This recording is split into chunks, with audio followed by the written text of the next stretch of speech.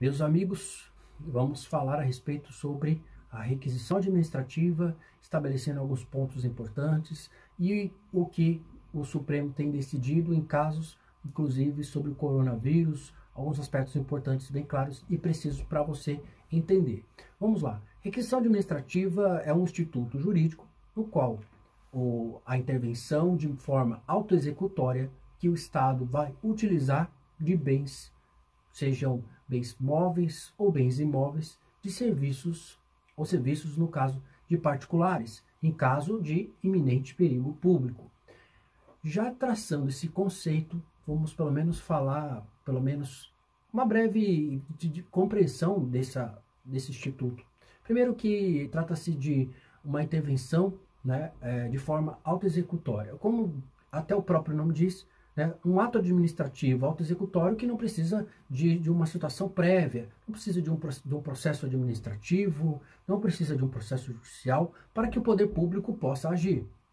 Então, a requisição administrativa tem esta característica principal.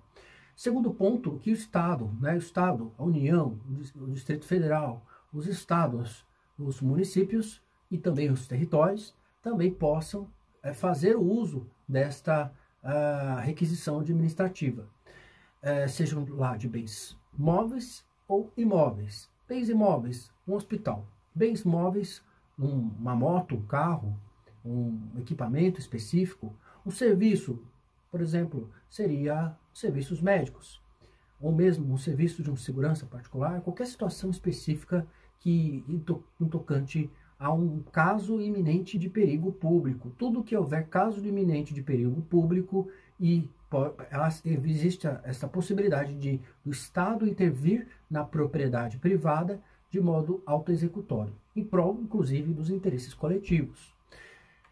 Feitas as colocações, é importante salientar que o artigo 5º, inciso 25 da Constituição Federal, estabelece que em casos de iminente perigo público, a autoridade competente poderá usar da propriedade particular, assegurado ao particular, ao proprietário, na verdade, a indenização ulterior, se caso houver dano. Se havendo dano, poderá haver, portanto, a indenização posterior.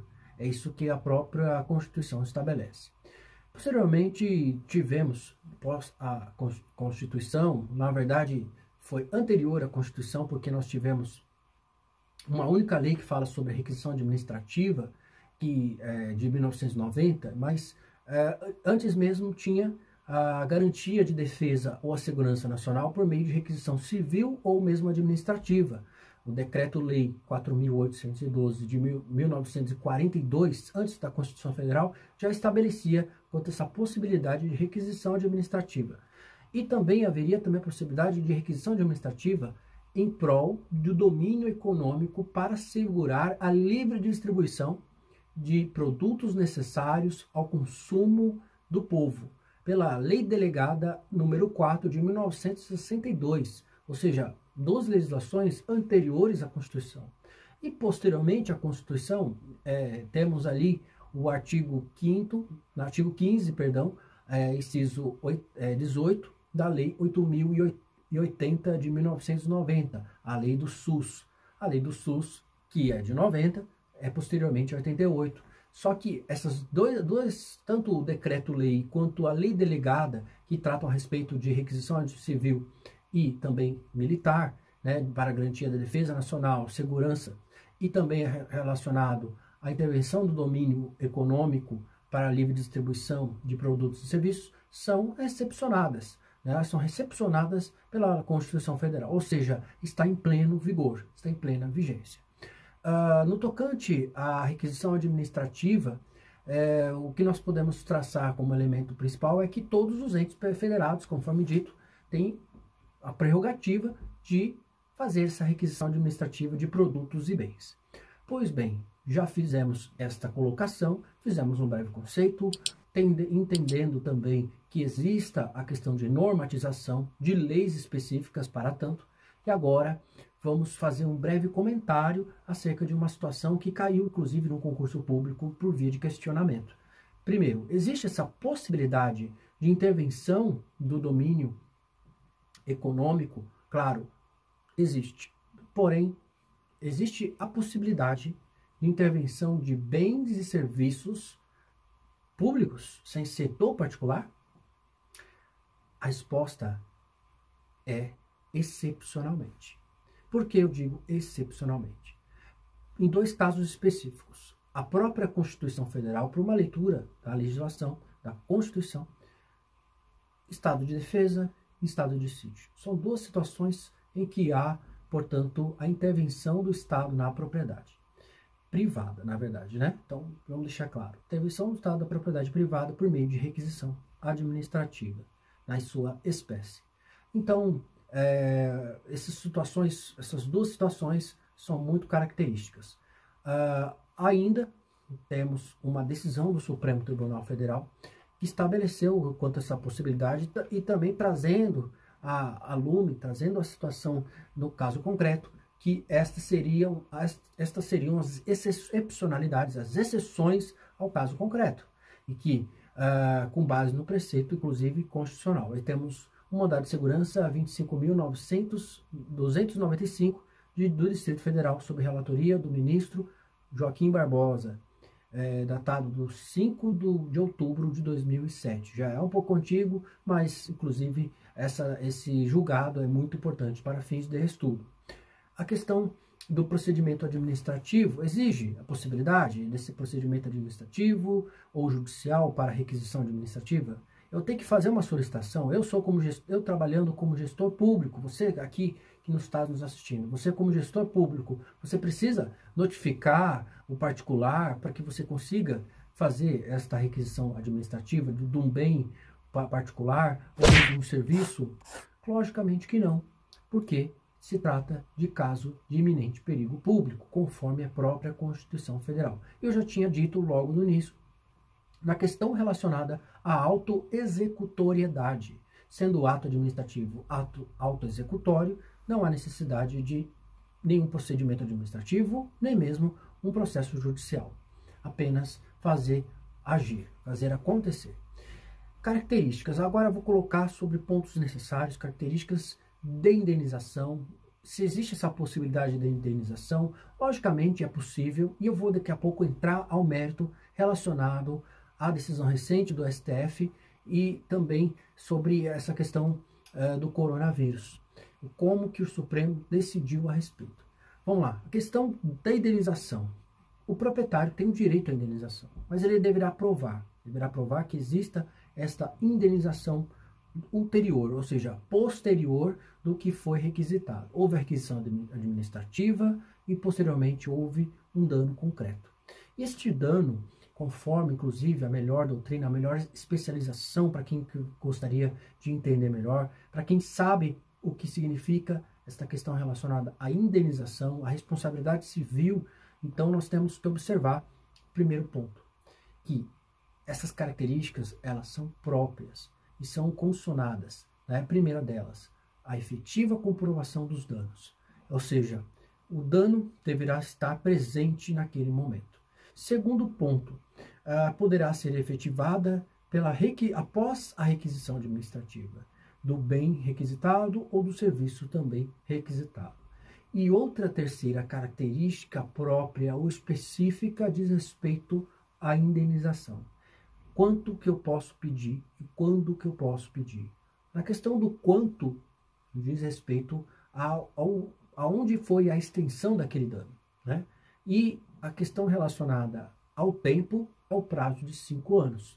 E diz respeito, inclusive, um decreto-lei 3.365 de 1941, ou seja, nós estamos falando de recepção também, anterior à própria Constituição Federal.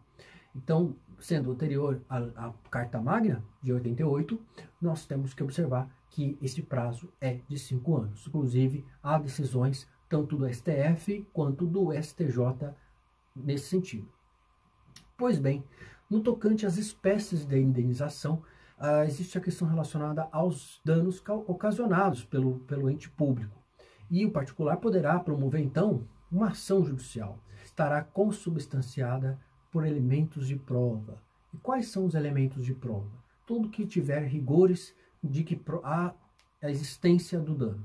E a existência do dano deverá vir com espécies. E as espécies de dano, nós temos o dano moral, o dano material ou mesmo patrimonial.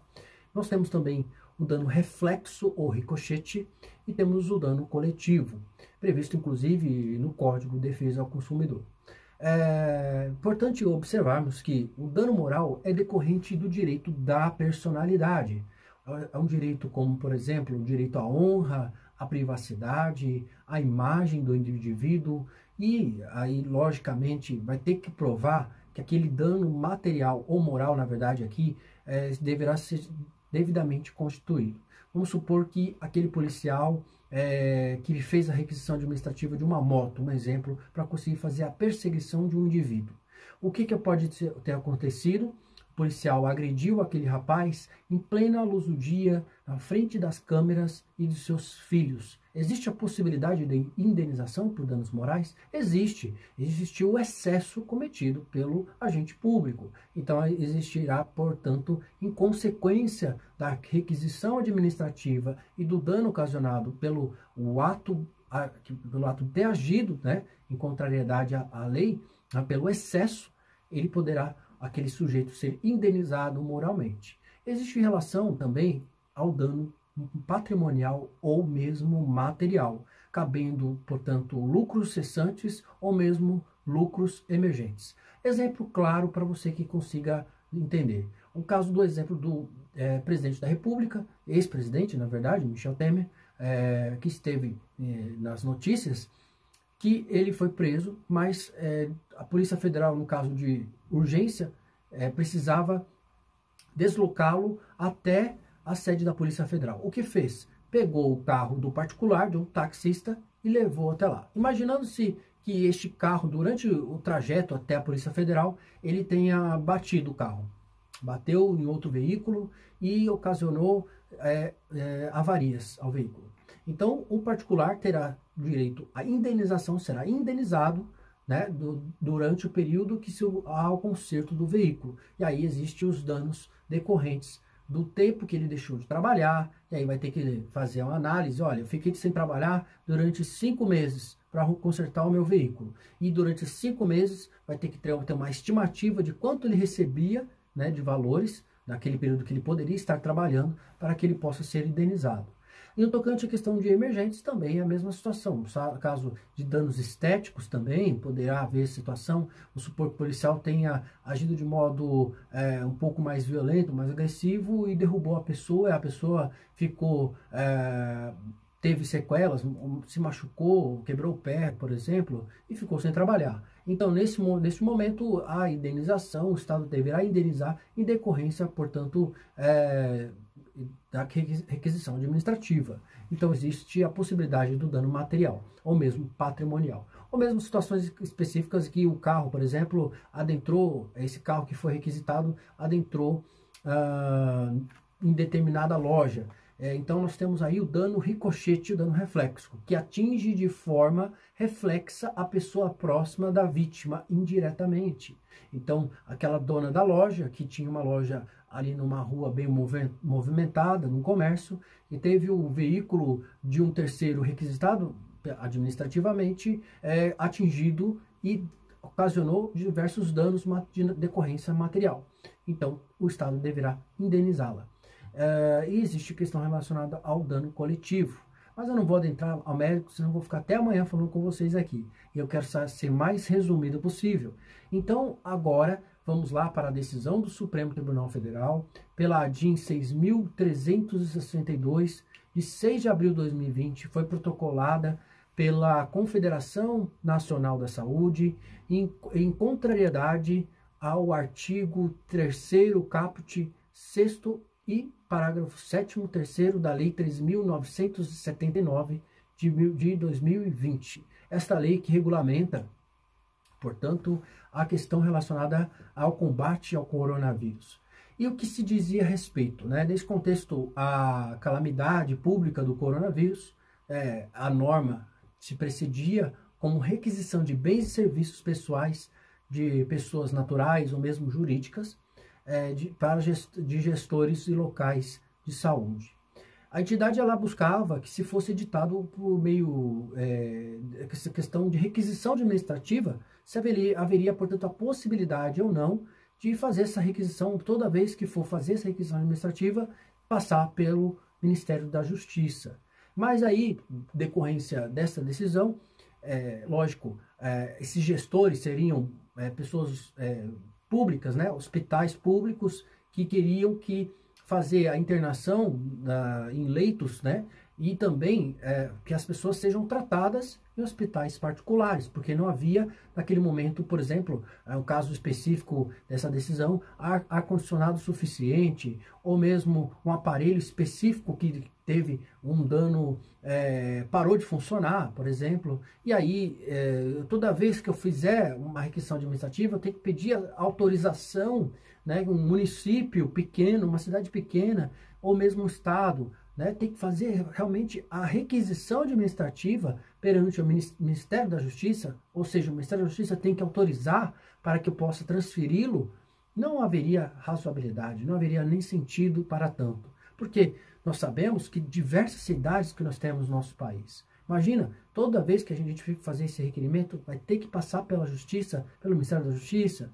Há uma injustiça em relação a isso. E foi que o Supremo Tribunal decidiu, Supremo Tribunal Federal coube por estabelecer esse ponto, e, lógico, eu vou falar pelo menos o que o relator, o ministro Ricardo Lewandowski, tratou a respeito, que não há evidências de que o ministro da Saúde, embora competente para coordenar em âmbito nacional as ações de vigilância epidemiológica e sanitária, tem a capacidade de analisar e solucionar tempestivamente a multifacetadas situações emergenciais que eclodem em cada uma de suas regiões ou localidades do país. O que significa dizer que, apesar que ele quer dizer nesse sentido, que apesar que o Ministério da Saúde está tentando controlar em âmbito federal, não haveria nenhum sentido, nenhuma necessidade. Ele disse lá depois no seu julgado, no seu voto,